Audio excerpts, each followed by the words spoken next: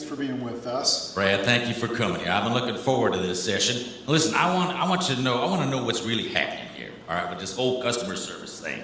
But first, did you know that horses can lock their knees in place so they can sleep standing up? No, I didn't know that, but what's that have to do with customer service? Well, let me tell you, that's when the leg locks come in handy. All right, so when you're on that service line for 3 hours and you're on hold with that jazzy hold music, all right, it's a nice time to take a standing nap.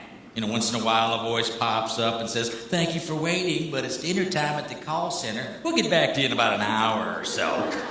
I tell you, I run into it all. Long queues, getting transferred around, different answers from different people. And listen, I just want to know what's happening behind the curtains of so many companies. Now, don't get me wrong here, Brad. Some do a great job, but others seem to need more horse sense.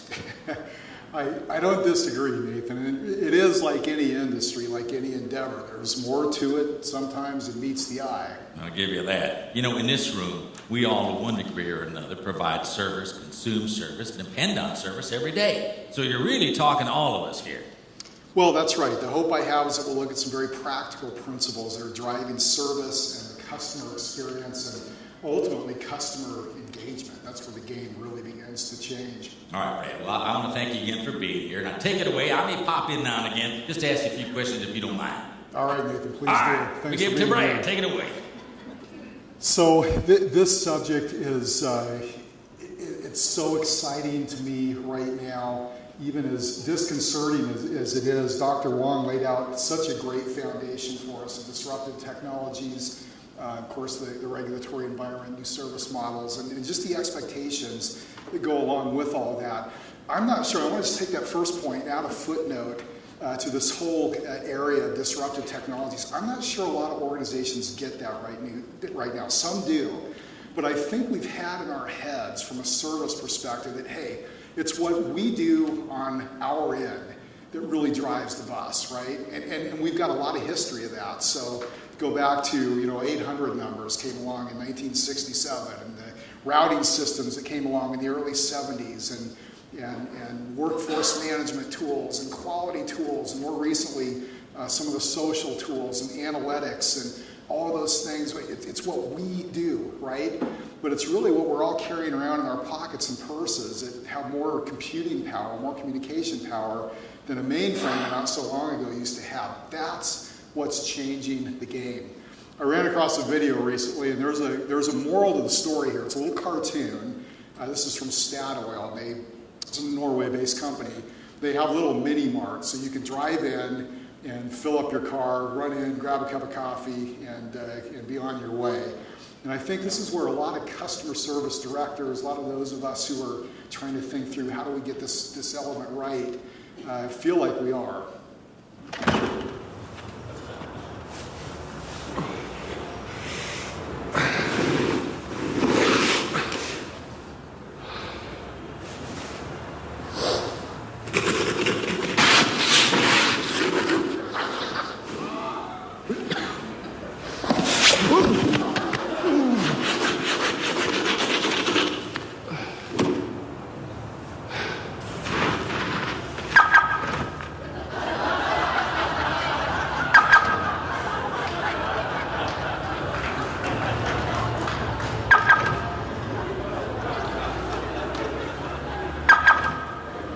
So in the medical field, this would be like getting better and better at ulcer surgery, right?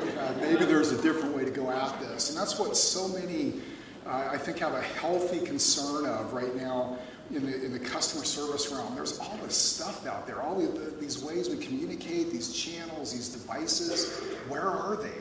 Where do our customers live? How are they thinking? How do they want to access service? And are we, in the end, working on the right car?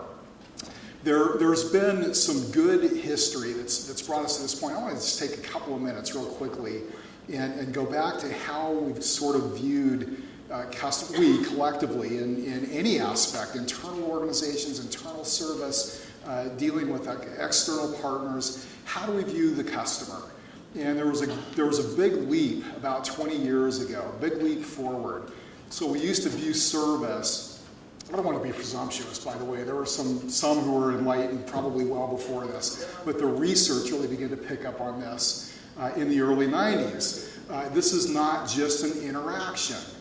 When I help you or you help me, it's not just a singular transaction that has a cost and hopefully a benefit to it.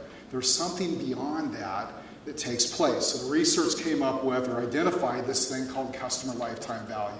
Some of you will have done the pencil work on this, and it still exists, it's still valid. Maybe that's $500, maybe it's $500,000. It depends on the services and the size of the customer's organization, all those things. Might be a number much larger than that. How we do matters beyond just this interaction. Terrific, that was progress. Then we begin to realize, there's more to it than even that. They talk to others. There's this thing called word of mouth. Back in the mid-90s, we would tell 5 to 7 others. That was the average range. Now, with electronic communication and email entered the scene and IM and all the ways we communicate, the average is up to 16. So says the research, but that can vary by millions. You think of something like United Breaks Guitars or some of these social things that have gone viral through social channels. So we're at a place where we've got this whole new phenomenon that's taking shape. We're connecting with each other in new and interesting ways. We haven't quite figured out what that looks like. There's this thing called Metcalfe's Law. It's been around in the telecom space for a long time. The idea is a network and think of a telecom example, a network becomes more valuable the more subscribers there are. So if you have a telephone system, telephone network, it's been around since 1876, at least shortly thereafter began to develop, it becomes more valuable if others subscribe. You can pick up the phone. The first few folks who bought a fax machine took a bold step. They probably had just those interactions for whatever reason, but as more of us acquired fax machines, they became more valuable. And the same thing is true with healthcare platforms. The same thing is true with social media platforms like Facebook or Twitter. The more of us on it, the more useful it becomes. The numbers behind some of these trends are amazing.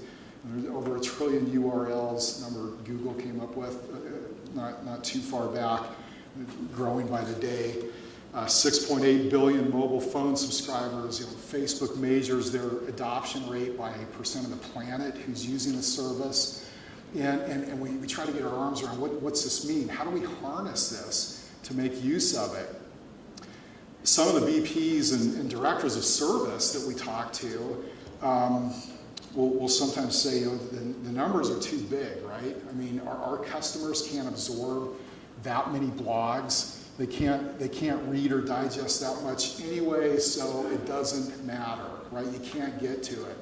Au contraire, with search, you can get to anything in 2 seconds flat. It lives out there forever. So I had trouble with a wireless phone at home recently. What did I do? Probably the same thing you would have done. I didn't go dig the manual out of the filing cabinet and look up, try to figure it out that way. I didn't even search for their 800 number. 800 numbers were surpassed by search 4 years ago, 2009 now. It's the most common entry point into service. I typed in a rather lengthy description of the problem. Sure enough, some things popped up, and one person was saying, yeah, I ran into this, it was the exact problem I had. Ran into this, and here's how I resolved it. Thank you. The company was nowhere to be found. It would have been really nice if they had that hit someone's desktop, and let's harness it, let's put it in an FAQ system, let's fix the problem upstream, that'd be even better, so nobody runs into it. So that's where service is beginning to rethink, where do we engage? What does that look like? These numbers aren't going to be surprising, or at least what's happening behind them. Most of us are going to go out and we're going to do research about the products and services that we're buying before we buy them. I travel a lot, and I was traveling here yesterday. I heard, I'm trying to remember, I connected in Salt Lake and then flew up from beautiful flight, by the way, wow, went over Yellowstone, Jackson area. But there was an ad somewhere along the way for a pillow. And so I wrote a note to myself, and I got up to my room, and I decided I'd look it up real quick. Well, I went to the company's site, nothing but, of course, glowing reviews about this pillow. And boy, they have my number. If you travel a lot, you use different pillows, you can take this with you, and it's comfortable. You're not tossing and turning. It's not too high, not too low. Like, I'm in. This is terrific. I just thought, you know what if I go to Amazon, real quick, like, just see what the reviews are. Went to Amazon, completely different set of reviews. And I ended up not going that route. I may still give it a try, but I trusted that platform. I trusted the engagement there. Let me see what they say. It's Metcalfe's Law. There are enough others there who were giving, and there were some great reviews there as well. But I just kind of got the idea. Nah, this probably isn't quite as innovative as I hoped it would be. 59% of companies, most of us, feel that wisely we're going to lose customers without interactive help. We're going to lose customers. We're going to lose at least the potential from that relationship if we don't figure out how to interact, how to engage, how to get that piece right. So we're left with, what do we do? Got all these channels, all these ways to communicate, all these expectations that different customers have for what that should look like. And one thing's for sure, simplicity matters. Keeping it simple, making it easy is a competitive differentiator. I want to show you an ad from Apple. It was one of their you've probably seen this. They ran this during the Super Bowl or the playoffs a year or two ago, and it's been one of their most popular ads in recent years. Is it entirely fair to their competitors? No, because some of their competitors are all over this as well. But they've made simplicity a mantra, and here's how they wanted to communicate that, and hopefully reinforce a strategic focus that they've had. Hello, I'm Mac. And I'm a PC. And I'm a Mac genius. Ah, the incredibly helpful Mac geniuses. Must be so great to have a real person you can go to when you need help. What is that different for you? Well, customer care representative. Yeah, hi, PC again. Okay, I'll try software then. Thanks. What I'm trying to explain is they told me to call you. Hello? Representative. What do you mean you just sell computers? Customer care! It's about the same. Same, actually. So keep it simple. I think you mentioned that earlier, Nathan. Yeah, I'll tell you something. I do like Apple. Of course, I'd have named the company Carrot, but every horse appreciates a good apple, too. So listen, with Apple, they made simplicity a strategic focus, right?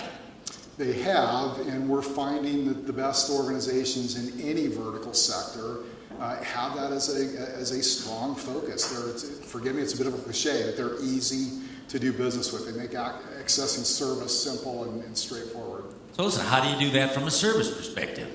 So what we want to do is transition to 4 overarching principles that are emerging in the research that we're seeing and the case studies that we're seeing, and that we believe are going to have some staying power going forward. So the first, you're going to have to forgive me for this, it's probably the busiest slide you'll see all day. Well, let me get out of the way to get you a slide on both sides. We have to get the right people in place at the right time. If you run a customer service department, if you have a small functional area that delivers service, if you have a major operation that serves external clients, the first thing we have to do is we have to get the right people in place at the right times. So here's and again, forgive me, this is pretty busy and I won't stay here too long, but I think it's interesting. If you lift the lid on a queue, if you lift the lid on what does that look like? We've all checked in at the airport. You go to the grocery store and see different lines. You go to a stadium. You call a contact center, call center. What's going on? What's that look like? So in this example, if we have, let's say, 250 of us trying to access the service, and let's say those calls last 3.5 minutes, that could be 5 or 30 or 10 or whatever applies to the services, and they've got a service level of, they want to handle X% in 20 seconds, voila, there's this formula called Erlang C, which has been around for basically 100 years now. It was developed in 1917, that will help us calculate how many people we need. And here's the thing I want to point out. If we have the right number of people, 34, let's say in this example, It tells us what happens to our customers. Well, 65 of them wait 5 seconds or longer. Then we answer, 7 of them, so 58 are waiting 10 seconds or longer. Then we answer a handful more, we've got 52 waiting 15 seconds or longer, on down until we get to this one poor soul who dialed at the worst possible time. I say dial, this could be any kind of interaction. It can be Facebook, it can be Twitter. If you send a tweet, it can be a phone call. It's the most common today, but that's morphing into other kinds of interactions. That's the worst case, but that is a pretty good level of service. Most of our customers are getting right through. A handful of them have to wait a while. Here's the thing to notice. If we're off by just a little bit in staffing, then our dynamics are totally different. We've got dozens of people waiting, minutes and minutes. This doesn't go beyond 240 seconds because it gets a bit speculative. We begin to hang up, or we're trying other channels, or we're probably not going to hang around as customers forever. So there is a science. There's a science to queues. And principle number 1 that is not going away is we have to get the right people and supporting resources in place at the right times. Nathan, that is probably why you ran into some of the queues you described earlier. Man, when I first saw that chart, I'm thinking that's got to be the busiest set of numbers I ever seen, even for this group. But I'm telling you, that explains a lot. If you're the organization providing service, you have to get the right resources in place at the right time, or you and your customers are in for a long wait. And that's right, and that's why so many companies become time-driven. But that's a narrow focus, and we've all had that case where we're sensing someone's trying to move things along, rush things along. So it's a good segue into a second principle. What's it mean to do the right thing? Once we make that connection in the service environment, have the right number of people and supporting resources, what's it mean then to go to that next step and do the right thing? That's what we want to look at. All right, now listen, but wait a second, Brad, before you go on here. Where did you say this calculation comes from? So this has been around since 1917. It was developed. Erlang C is used worldwide in call centers, contact centers today. It's actually used in a lot of other cases as well. Beijing Olympics, the London Olympics, toll booths and freeways. Building designers will look at how many elevators you need in a hotel. It's for anything where we've got inbound work that we need to handle. We need to figure out, all right, how many of us are needed for that. So A.K. Erlang was a Danish mathematician, lived in Copenhagen, Denmark. There's actually a museum there. I've been there. I had to go see it. I had my wife with me, Kirsten, and we were... Took the missus, did you?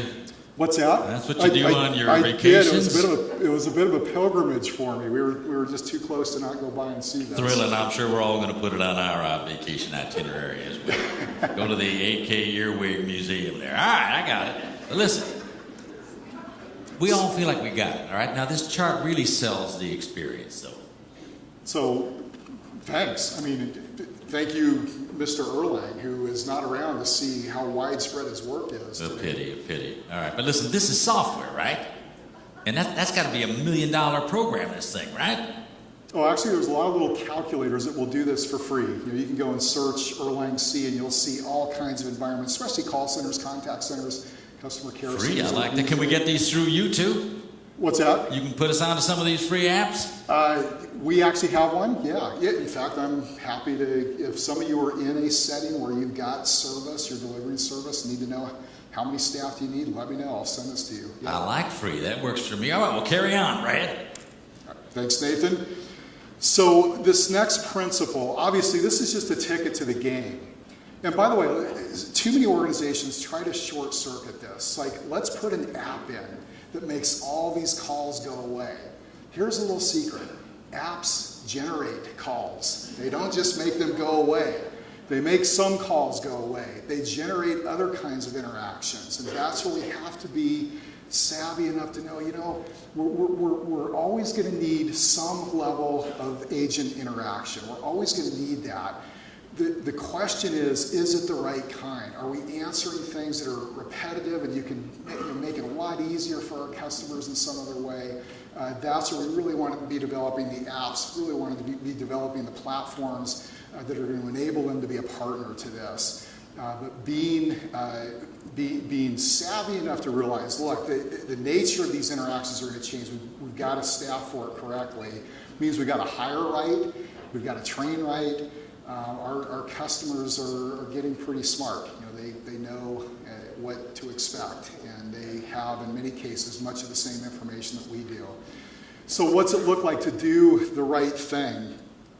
And there's good news here. As much as things are changing, there are 10 customer expectations that we continue to see in our research at ICMI.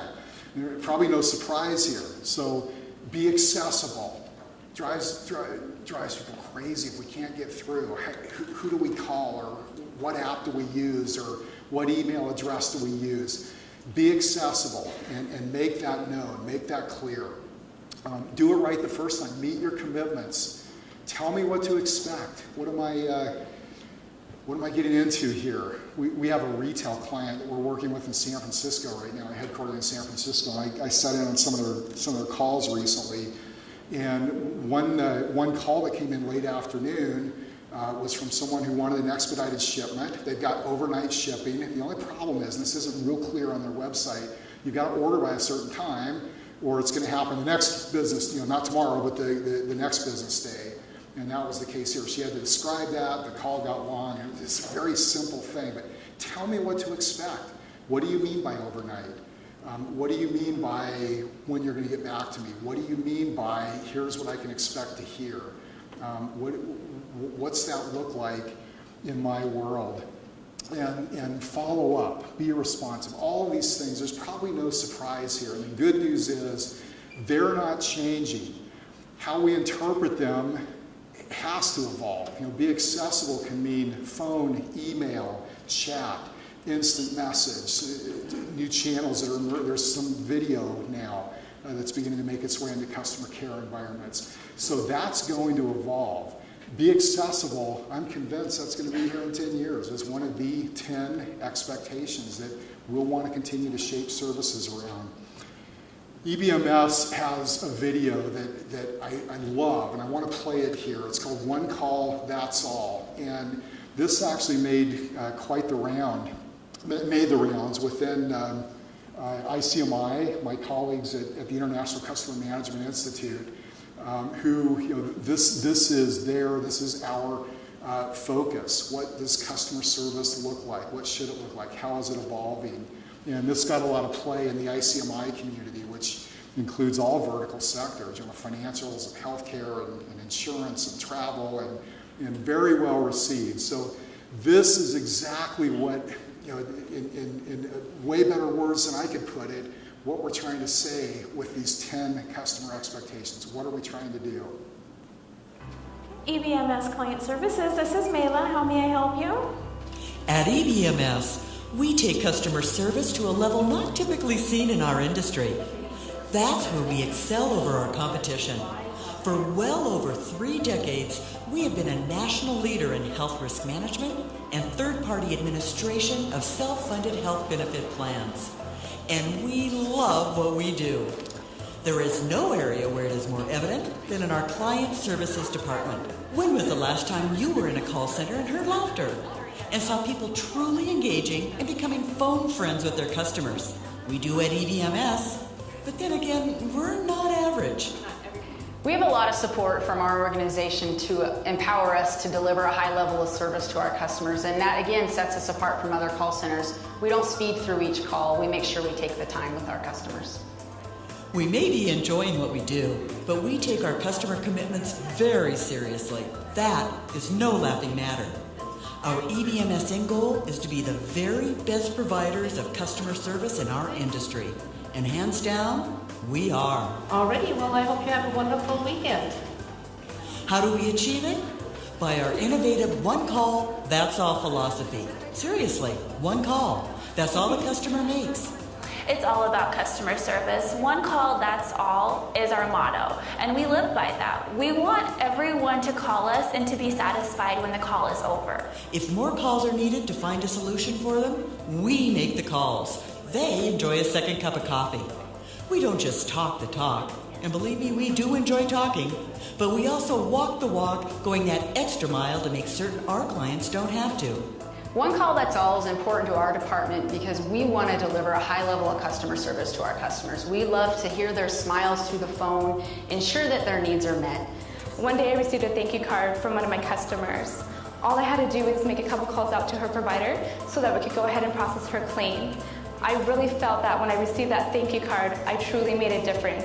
Providing outstanding customer service is what motivates us every day. And at EBMS, it's not just a theory or a marketing tagline, it's what we practice 24/7. One call, that's all. As an employee at EBMS, I feel valuable. I feel like they support me. They always are encouraging me to succeed, to try different things, to never give up. EBMS is just a really great company to work for. EBMS, continually exploring innovative ways to improve the lives of our customers, focusing on the fiscal health of the organizations we serve and the wellness and well-being of every single member.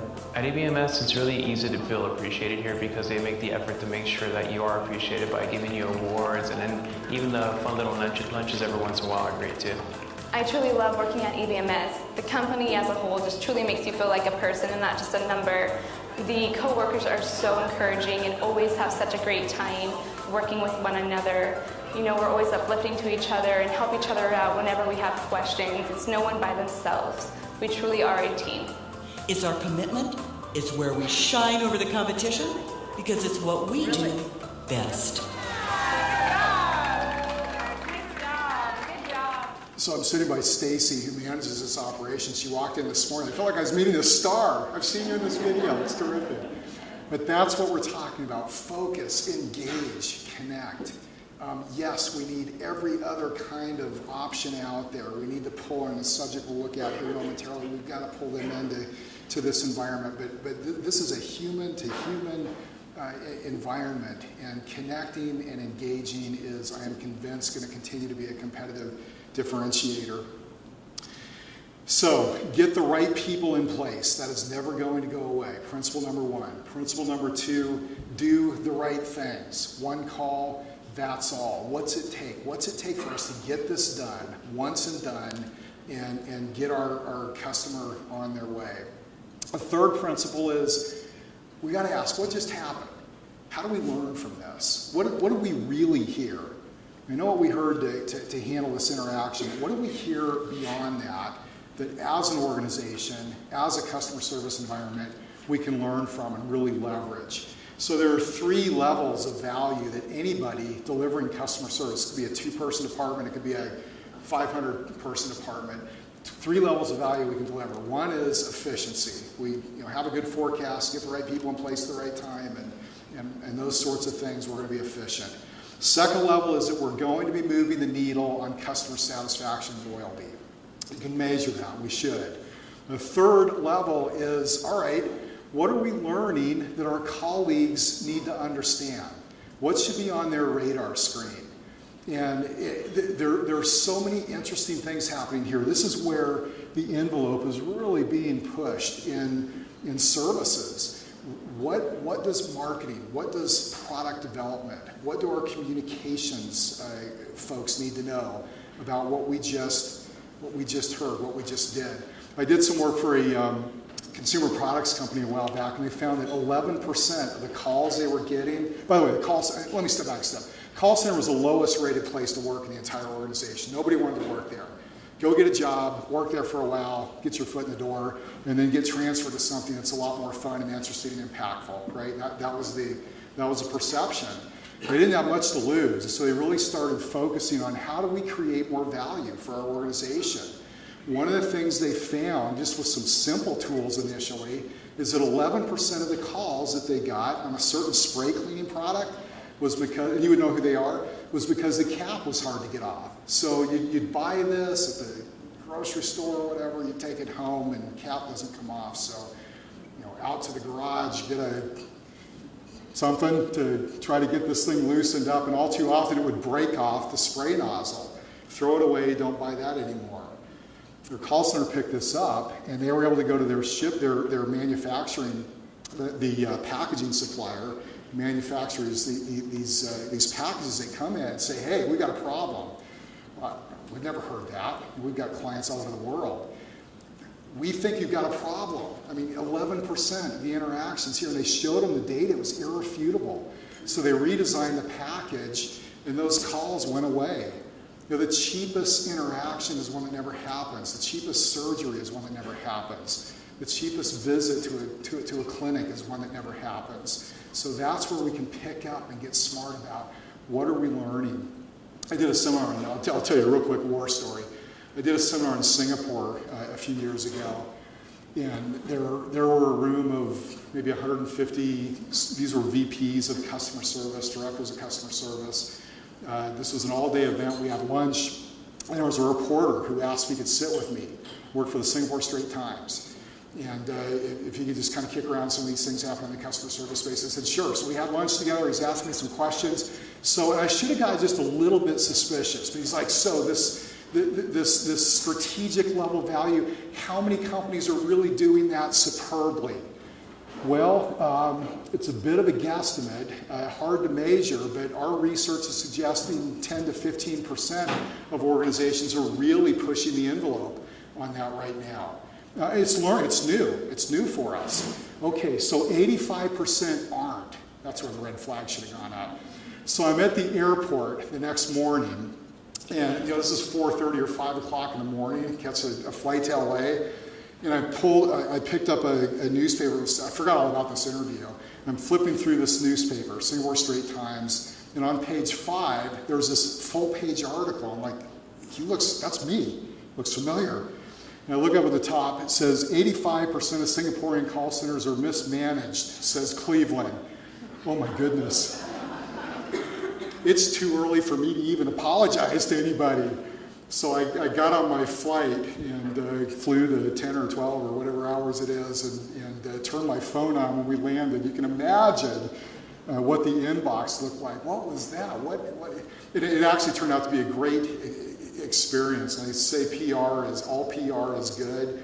I think you have to be a bad boy in Hollywood for that to be true. But this actually did turn out to be a really good thing. We were able to dialogue, and I was able to write an article for their association and say, look, that's not what we do. It's not that you're doing a lousy job. It's that we as a profession are learning how do we get the most strategic value out of our services. So really interesting place that anybody in customer service finds themselves right now. And it means we've got to get out to the rest of the organization and beyond. Exactly what you're doing today. How do we put our heads together and really get the most value out of these exchanges that are happening? So get the right people in place. Do the right things. Learn from it, number 3, at a strategic level. And number 4, and the last principle I want to summarize this morning is engage. Reach out beyond the organization and bring your clients, bring your patients into this process. That is where the game really begins to change. It can be a little intimidating when we initially look at all these ways that we can engage with them. How do they want to interact with us? How do they want to, do they want to engage? There's a number we ran across recently, just in our research. It's really interesting. 25% of companies feel that their customers are extremely engaged with their brands. And 75% are concerned about this right now. And I think that's a good thing. I think that's indicative of where we are. How do we create engagement? How do we change the game? That's really where we find ourselves in today's environment. What do you think, Nathan? A mere 25% customer engagement. That makes sense to me. Listen, a lot of customers just don't want to engage, Brad. Take me, for instance. My inbox is full. I got apps, I get promos, Viagra spams. Everyone wants me to get more involved with their corner of the world. And frankly, I got a life. You are right. There's got to be something in it for you. Indeed. There's got to be something in it for our customers. And that could be You get time back, you get valuable information, ease of use. There's got to be something there for you to want to engage. Listen, so what are examples of that? I mean, what companies are doing a good job? So let me mention a few outside of healthcare, and then let's transition to some really interesting things happening in this space. Amazon is an example that probably comes immediately to mind. My pillow example yesterday. Where do I get a read on this? And their platform is as simple as user feedback. You go in, you trust it. It's created a real challenge for retailers. Of course, the whole industry is shifting, and we're all in the retail space having to learn how to create that kind of engagement. Where do we create that connection? Metcalfe's Law. You've got to get enough people on board that it becomes valuable. Until then, you can have the slickest system out there. Now, the best approach out there, it's not going to draw people in. Success begets success. Here's another example, completely different approach. So Intuit makes accounting software. You may use Quicken for personal accounting. They've got QuickBooks for businesses, especially small, medium businesses of all kinds. They really focus on different sectors. And they decided, rather than try to be experts for all of these interactions that are coming in, let's build a community. So they put right in the software itself, in the QuickBooks, the ability to click out and go into a community. So if you're a farmer, you blow a tire on a tractor, you may wonder, can I expense this? Do I have to amortize it? I don't remember, I don't know. Let me float that question. By noon, you'll float it now, and by noon you're going to have 6 replies back. And you can fact check if you want, but it's powerful and it's on the ground, and it's from that community. Now, if I'm using that product, I feel like I've got some ownership. I feel like I'm a part of it, and I'm probably going to want to start giving back too. You don't want to just be a consumer. There's something wonderful in all of us where we want to begin to share. We want to begin to give back, commensurate with the sort of value that we're receiving. Dacia, Dr. Wong mentioned this in his presentation. Dacia is an example of a platform in healthcare. I know it's going to come up later this afternoon and be a discussion. So I put my hand up and said, let me show that just in context for the service piece and what we're talking about. So I want to show the Dacia video that they put together for new patients. Some of you, maybe many of you, have seen this. But I'd encourage you to look at it through the eyes of a patient now. And again, Metcalfe's Law. How do we get enough people into this that it becomes that much more valuable, that it really begins to snowball? So if I look at this, I'm a patient, am I going to be interested? Is this giving back time? Is it giving back better information? Is it engaging me in some area that's going to improve my life? Welcome to the Dacia Health Manager. With Dacia, you can save money, get healthier, and take better care of your family. Dacia collects your health information in one private and secure place that's yours for life. Once your health information is collected, it is under your control. Only you decide if and when to share it with a family member, doctor, or trusted friend. But that's not all. You can personalize your Dacia Health Manager by choosing the apps that are right for you in Dacia's marketplace.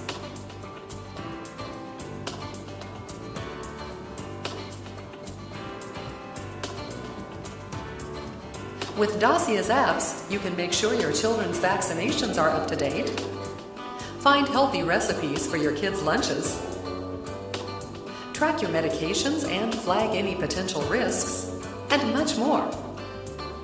Dacia Health Manager also allows you to take on a variety of health challenges with your family and friends that get you moving, encourage you to eat a healthy diet, and even ensure that you take time out to de-stress. To get started, check out your profile completeness to get more familiar with the features in your Dacia Health Manager. Begin taking control today.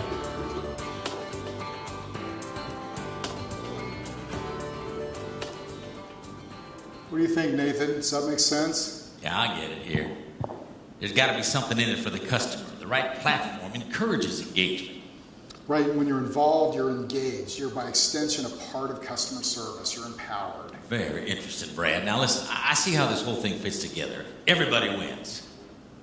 Yep, and that's why I get so excited about service. Right? It's so fascinating. Service and math museums. You must be a fun guy to have at a party, Brad. Carry on. Nathan, I promise if you invite me to a party, I won't talk about Erlang C or customer service or any of this. I promise. Just bring your accordion. All right. Customer engagement doesn't just happen. It's not, and I'll leave you with this thought, it's not an app, it's not a mobile device, it's not a platform in and of itself, it's not a really sharp customer service agent, it's all of those things. It's every person in this process, every person who makes that possible. Seth Godin says this about Zappos, and Zappos sells commodities. That's why I dropped this in as an example. You can walk down the street and buy shoes.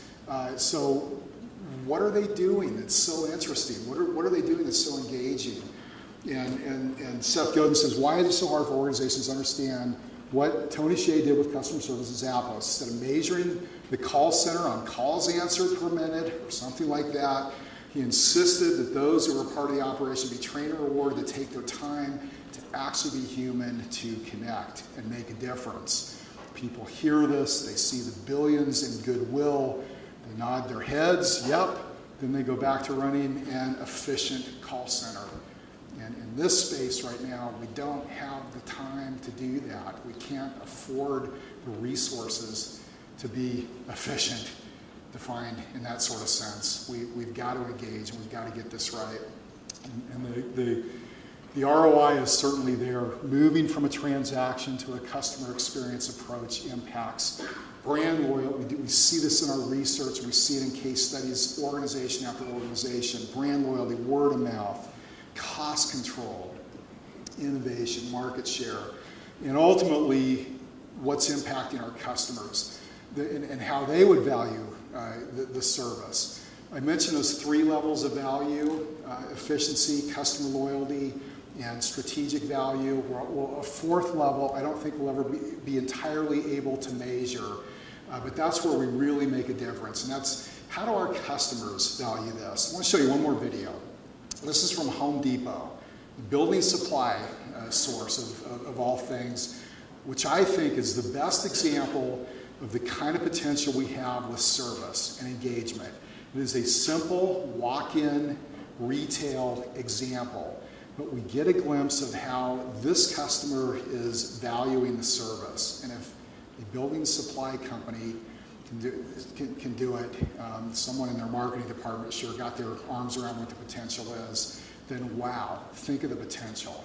Think of the potential in healthcare right now. Our dad's gonna build us the coolest treehouse. Cool. Yeah, he can build anything.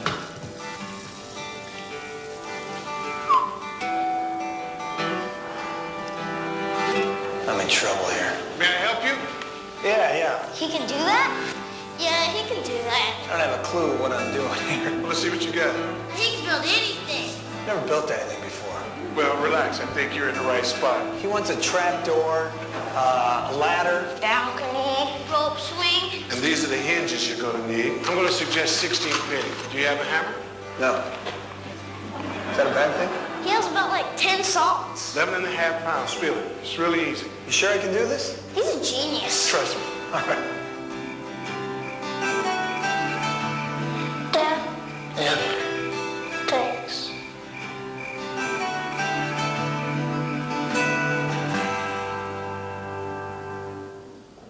So if you'll just let me collect my thoughts for a moment. That one gets me. Got a 10-year-old daughter. I can relate to that guy. She thinks I can do anything, and oh my. That is the potential we have. And if you can do it with building supplies, you can do it with healthcare in a huge way. It is so important, this time of change that we're in. And go back to where I began. Thank you. Thanks for the work you're doing, because it impacts all of us in such a big way. Yogi Berra got it right. The future ain't what it used to be. And we're a part of creating that future. You today are a part of creating that future. So a big thank you. And Nathan, thank you. What do you think? I'll tell you what, I think I got this here. There's 4 principles. First, get the right people in place at the right times. Yep. All right, second one, do the right things. 1 call, that's all. Yep. 3, involve the rest of the organization. So you're learning from every interaction ways to improve products and services. Strategic value. Yep. That's it. And involve patients themselves so they're part of the solution. How'd I do? You did awesome, Nathan. Thank you. All right, and thank you, Brad. Ladies and gentlemen, give it up for Brad Cleveland, would you?